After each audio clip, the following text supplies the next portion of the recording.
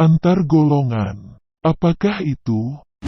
Halo, kami dari kelompok 6 ingin menjelaskan tentang antar golongan.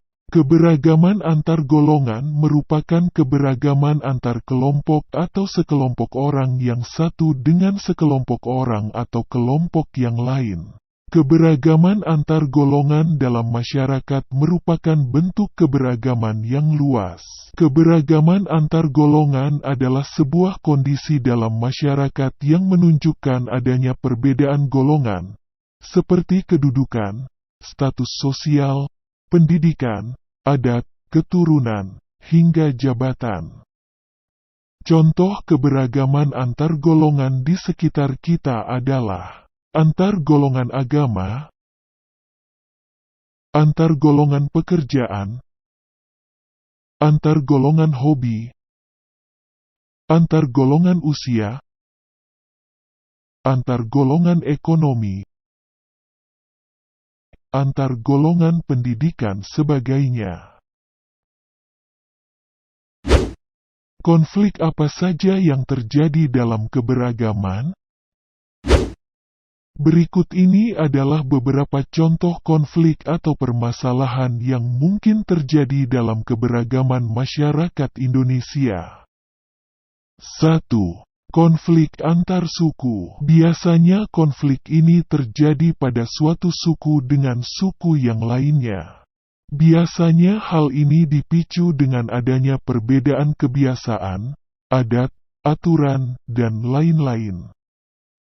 2. Konflik antaragama. Konflik antaragama biasanya terjadi saat adanya perbedaan pandangan.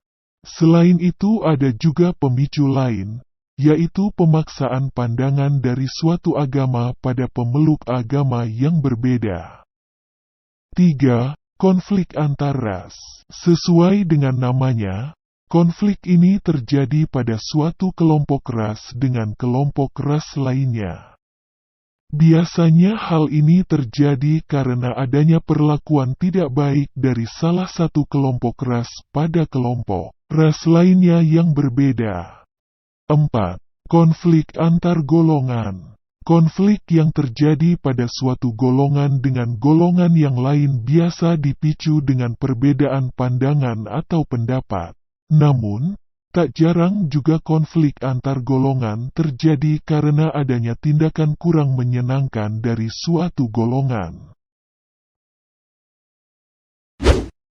Mengapa terjadi konflik dalam berbangsa dan bernegara?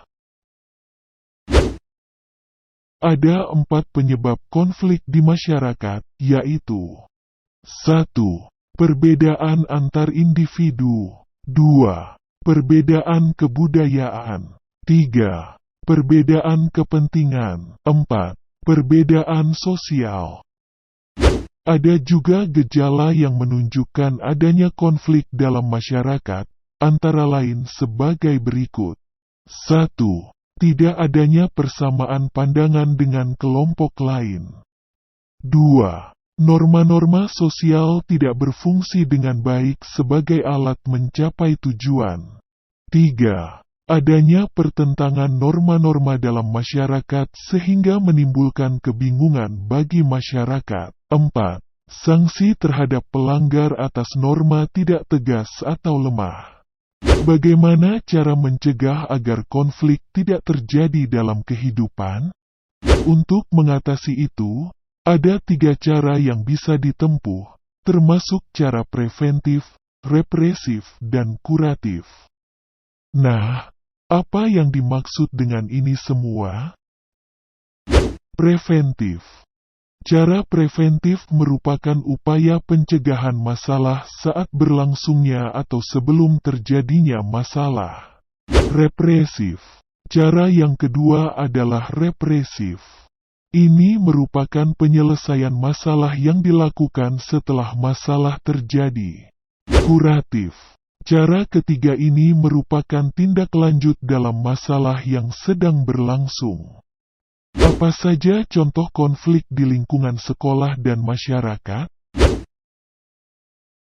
Ada banyak konflik yang terjadi di lingkungan sekolah dan masyarakat, di antaranya yaitu siswa melakukan perundungan pada teman sekelas karena merasa dirinya lebih unggul.